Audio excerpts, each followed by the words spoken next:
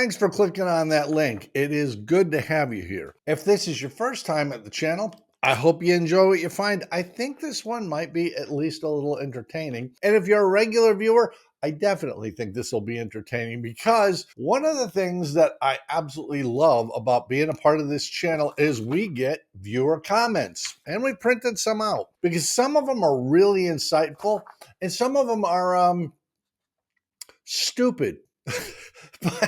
but they're all worth reading, and we very often respond to them. Rather than keeping them to ourselves or forcing you to go back through a couple of years worth of videos, we'll bring you some of the more interesting ones from our perspective, and you get to have your perspective on them from your own point of view. A while back, we did an episode called Dumb on the Radio, and really, radio procedures and the importance of using radio is something that we're really big on because the technology does exist. There really is no excuse to be flying around with no way to communicate with anyone outside your own aircraft. So one of the responses we got was this. We are in rural Iowa and our grass field airport is class golf airspace. And while our airplane has electricity, the radio that came with the plane is placarded in-op. It just doesn't make sense to spend $2,000 for a certified radio. Bought a handheld radio for when we need to fly into Class Delta airspace. Congratulations! By the way, I did the same darn thing. I had a J3 Cub that had no electrical system, and having a handheld radio makes all the difference because I had Class Delta airports available to me then beyond the Class Golf airports that I was based at or I went to frequently. There really is no barrier that's preventing any of us from having good radio communications. And even with a handheld, you can put an external antenna on the aircraft and plug the handheld into that. It's just great. And instead of spending thousands to have that ability, you spend a couple hundred. It's really a good deal. I applaud you for putting a handheld in your airplane and actually using it. That's fantastic. One video we did that got a lot of notice was called Flying on Borrowed Wings. And it was about how can you use an airplane that's owned by a friend and what costs can you pay without running afoul of the FAA or the IRS or your insurance company? We got this response, which was very brief, but a personal favorite of mine. It reads, "Legal? It's my liberty." No, it's not. It is not a right to fly. It is a right to own an aircraft. You absolutely have every right to buy an airplane. You do not have the right to fly it. That's a privilege. You need to go through training, you need to be certified, and you'll notice on your certificate and in the regulations, it clearly states you have privileges and you have limitations. That goes with every pilot certificate, every rating. There are privileges and limitations. None of us has the liberty to do whatever we want with our airplane, wherever we want, whenever we want. That's just delusional thinking. I love this one because there are people out there that literally think like sovereign citizens. The laws don't apply to me because I'm me and I'm special. No, you cannot do whatever you want, whenever you want, wherever you want, just because you're you. That's not the way this works. And if you really disagree with that, I encourage you to look up the FARs, the Federal Aviation Regulations. Go to any airport anywhere in America, talk to a CFI, and find out if you're on solid ground. And when they tell you you're full of crap, because you are, go to the FSDO, the Flight Standards District Office, and explain to the people at the FAA how all their regulations don't really apply to you because you're special. Then I want to read that comment. You see why I like getting comments from viewers? It's just entertaining as all get out. An episode we did on why your airplane should probably be owned in an LLC rather than personally got some really interesting feedback. Some of it positive, some of it not. Here's an example of each. A single owner LLC in Florida really has no protections. Well, I hate to correct you, but I own several single owner LLCs in Florida, and they definitely offer protections. And that's why I pay a lawyer to help set that up. And I follow the rules. I have annual meetings. I keep minutes of the annual meetings. I have an operating agreement. I actually run the LLC as a business. If something should happen down the road and someone tries to pierce the liability veil saying that's not really a business, that's just a tax dodge. No, it's really a business. It's a limited liability company and it is operated as a company, which gives me limited liability. By the way, that's not just me, that's anybody. Check with a lawyer because I'm not a lawyer and I'm certainly not your lawyer, but LLCs, even single member LLCs, do provide liability protection provided you run it as a business and not as some weird hobby. On the flip side, we got a comment that says this: I had an LLC for my airplane, no issues. Glad I did it. I'm glad I did it too. It has been great having an LLC to own the aircraft I've owned. Certainly, this viewer felt the same way, as do many across the nation. And if you want to get into the weeds on that issue, go ahead and look into that video. 3 good reasons your airplane should be owned by an LLC. One of the videos we did last year with the most viewership was about Mosaic. It was simply called Mosaic is Coming. And Mosaic is the new rule that will extend light sport aircraft rules and sport pilot rules. It really got a lot of views because just like back in 2005 when the FAA introduced light sport, this opens the door to affordable aviation, being able to remain in general aviation for an enormous number of people who might want to avail themselves of that. So it makes sense that it got great viewership, and it also makes sense that it got some differing views in the comment section. One read like this: I don't think it's coming. I get it. It's entirely possible that the FAA will stall on something. It's not like the government is known for being lickety split with its introduction of new rules and procedures. But Mosaic is part of a larger bill that Congress passed that the FAA is mandated to implement. It's not if they want to. It's not, well, we think this might be a good idea. Congress actually passed a law that says Mosaic must be implemented. So we'll watch for that this summer. We're expecting it to happen around August, September, but that rule is coming for sure. And I'm sorry if you doubt it, but I think you'll be happy later on when it comes into play. On the flip side, we have a viewer that says, always love your videos from the Philippines.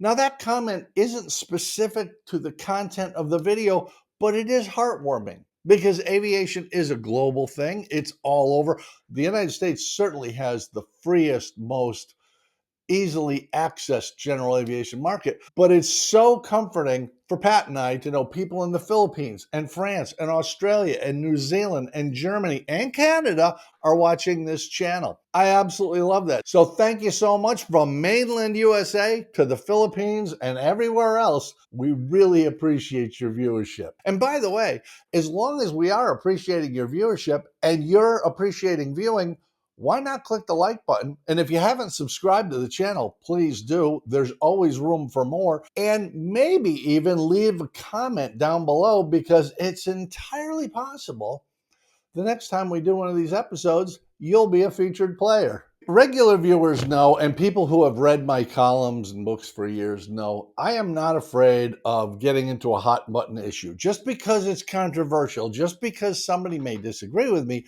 doesn't mean we're not going to do content on that, because it is important to share information that's sometimes based on opinion, but backed up by FAA directives, orders, regulations. There's a whole lot behind this. It may start with an opinion, but it's got to be backed up with something, and that something has to come from the FAA. A video we did that really did get a few people hot under the collar was called Don't Touch That Prop. And it came from an article I saw in a publication where there was a picture of somebody holding a propeller, and a commenter had really castigated this young man like he was an idiot, and didn't he know that you should never touch a propeller?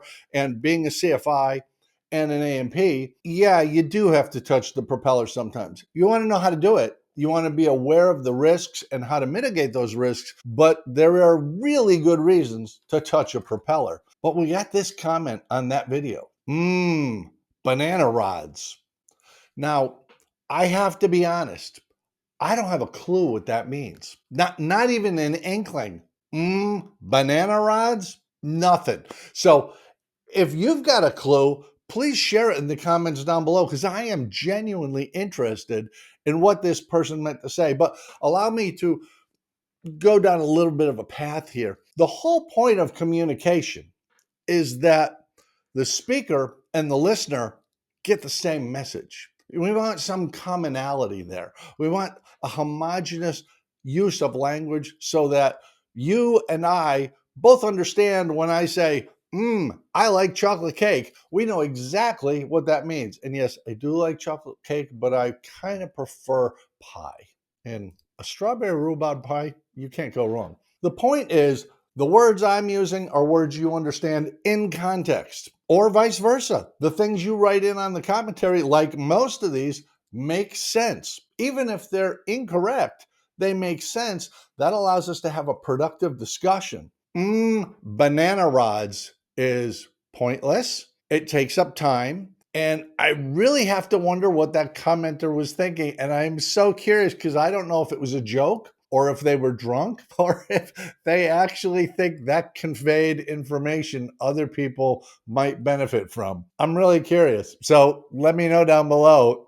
That one's got me up at night. We've talked a lot on this channel about regulatory issues, whether those are proposed new regulations or those are existing regulations that maybe are misunderstood by people or just little known, that we can share some information, and Pat and I do our best to do that. We did an episode on BasicMed, which is very popular. More than 10% of the pilot population is on BasicMed, and there is talk about expanding BasicMed fairly dramatically. That episode was called BasicMed Better Than Ever. And of course, because it is a hot button issue, there are people with differing views. And one of them reads just like this. And it's been announced to AMEs that if all required documentation is not in hand when they defer a condition, the medical will be denied immediately. That is true.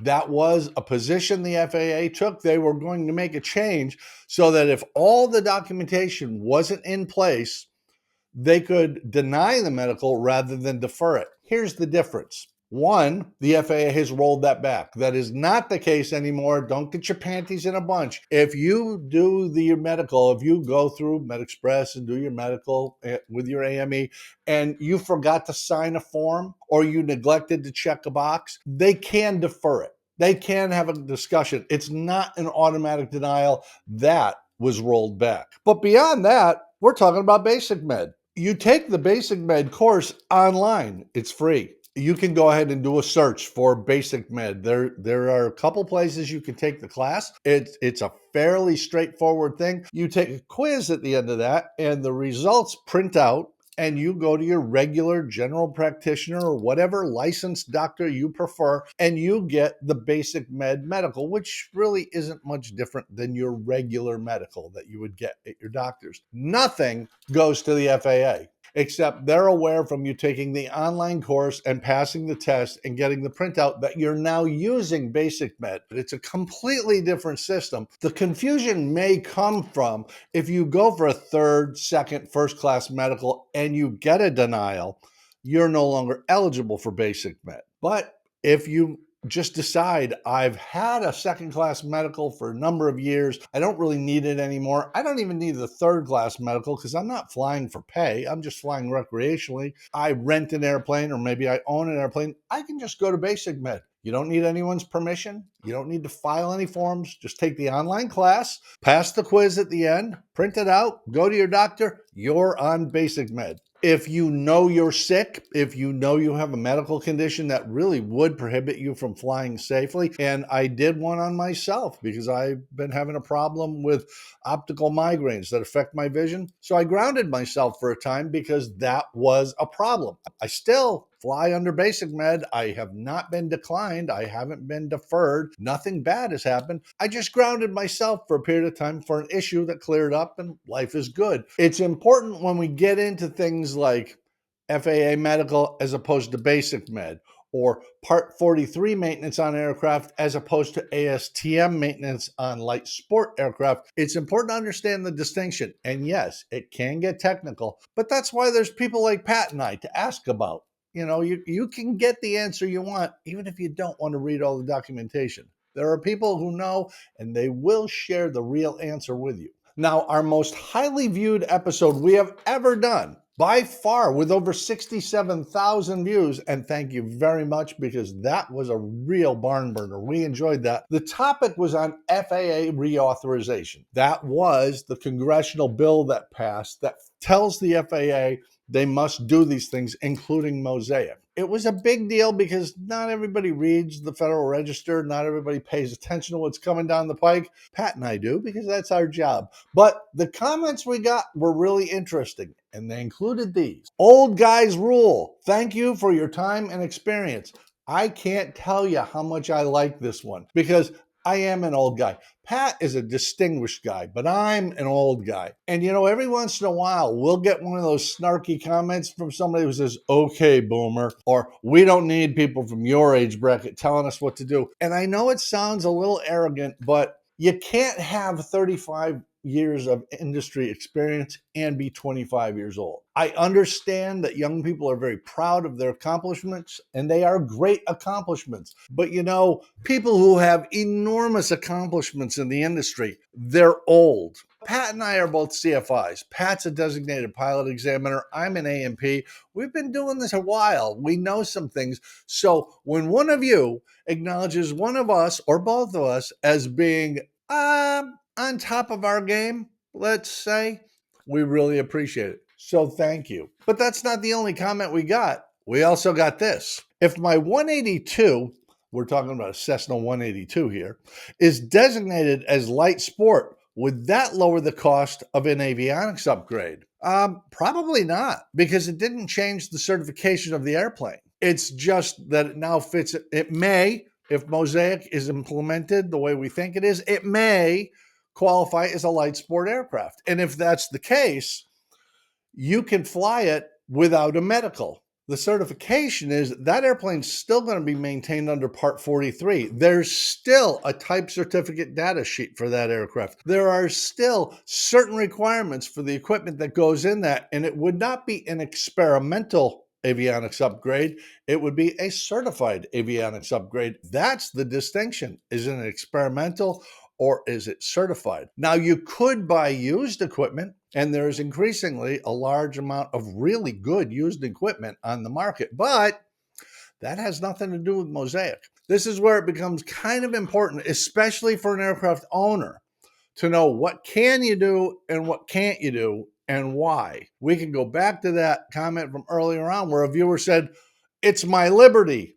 No, it's not. Everything is regulatory. We have privileges, we have limitations, so does the airplane. You can't put an experimental radio in a certified aircraft. You just can't. Even though the same radio, same GPS, same transponder that's intended for the experimental aircraft is essentially identical to the one certified aircraft, there's a paperwork issue. You really have to do things the right way. And that's the whole point of this channel. A little bit of entertainment, a little bit of education, and we develop a relationship between us where we can share back and forth. How can we make the most of our general aviation experience, keep the costs under control, and make sure we have safe flights that end the way we want them to, and not in the woods or a lake somewhere in between point A and point B. I hope you enjoyed these reader comments. It's just a tiny little selection from the voluminous comments we get. We do read them all. We respond to many of them. Thank you so much for being a viewer. We really appreciate you being here, and I look forward to seeing you next time right back here on MadPropsAero. Twice a week. Don't forget.